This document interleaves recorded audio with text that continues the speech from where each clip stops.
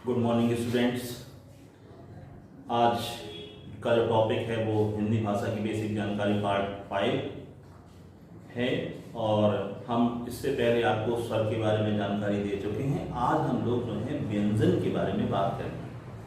आपको ये बताया गया था कि पहले के पार्ट में कि जो स्वर होते हैं वो 13 स्वर होते हैं और 13 स्वर में 11 स्वर होते हैं, एक अनुस्वार होता है और एक विसर्ग होता है।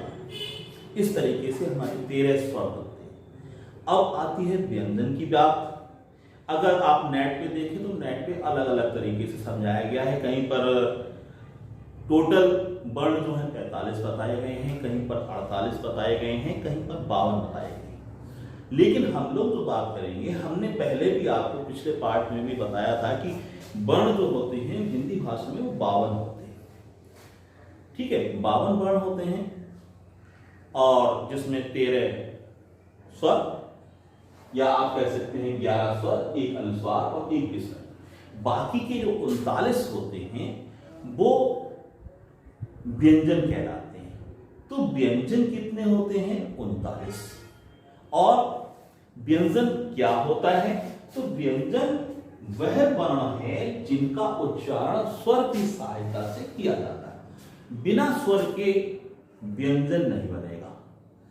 जैसे क है तो का के साथ उसके साथ अ की मात्रा जरूर लगी होगी। इस तरीके से जब स्वर की सहायता से कोई वर्ण बोला जाता है या लिखा जाता है वो क्या कहलाता है? व्यंजन कहलाता है। और व्यंजन जो होते हैं वो 39 होते हैं। दूसरी खास बात क्या है कि व्यंजन को वर्गों में बांटा गया है। अगर हम यहां पर देखें तो ये व्यंजन क वर्ग में आता है क ख ग या चावर चावर चावर पावर।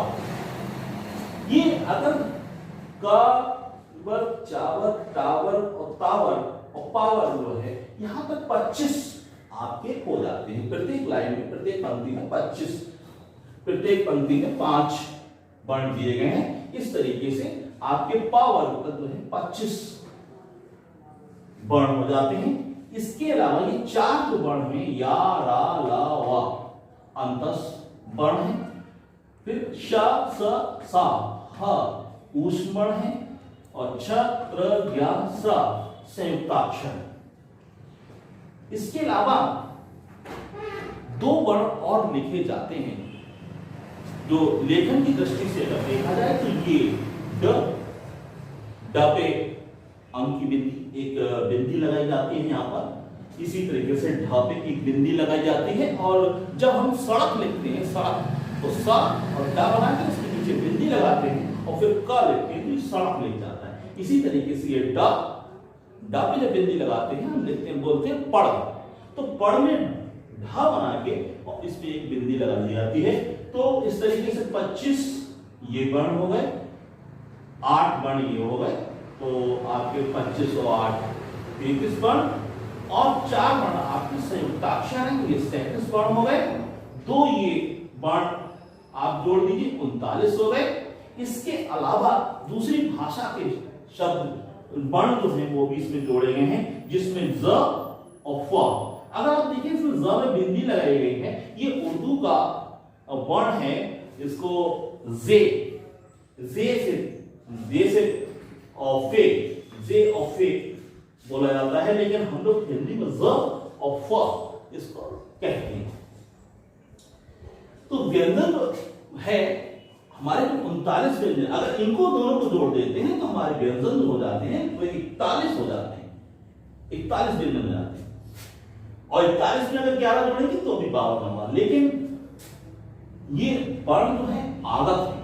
अब यहां पर बात आती है, जो सबसे खास बात है वो खास बात क्या है कि प्रत्येक वर्ण के लिए हमारे हिंदी भाषा में यह कहा गया है कि प्रत्येक वर्ण के लिए ध्वनि अलग होती है।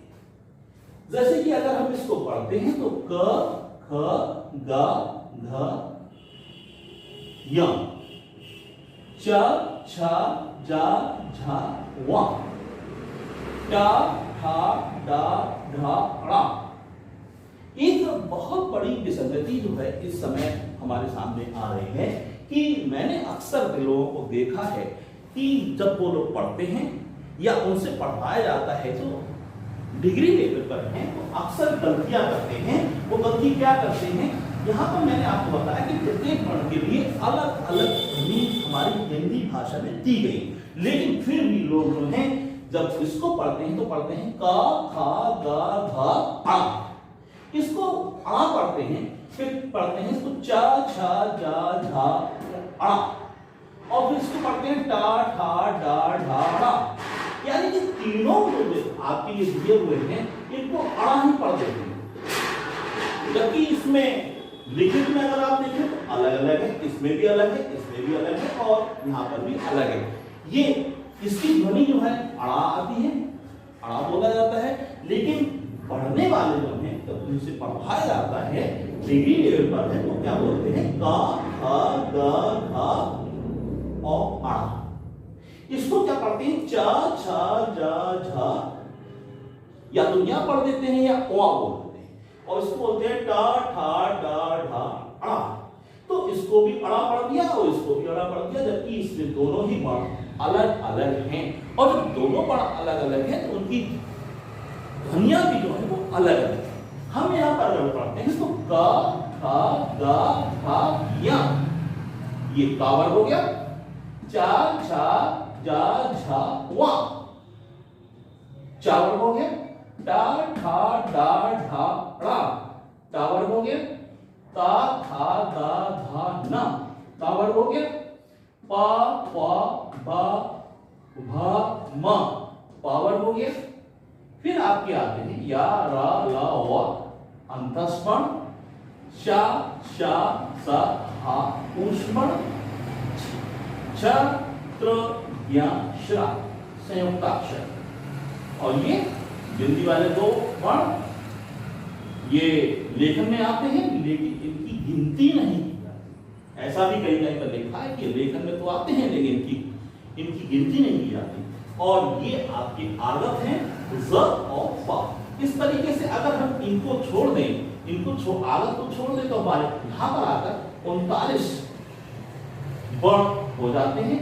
इस प्रकार से ये चीज बिल्कुल क्लियर हो जाती है कि हमारी हिंदी भाषा में 39 वर्ण हैं और स्वर जो हैं 11 स्वर, एक अनुस्वार और विसर्ग मिलाकर 13 स्वर हैं, और 13 और प्लस 39 को अगर आप जोड़ देते हैं तो हमारे 52 वर्ण जो हैं हिंदी भाषा में आ जाते हैं। और इसी के साथ मैं ये चाहूंगा कि आप लोग हैं वीडियो के अंत में सब्सक्राइब और लाइक का बटन दबाएं, बेल आइकन दबाएं, जिससे कि आपको आगे की वीडियो मिल सके। धन्यवाद।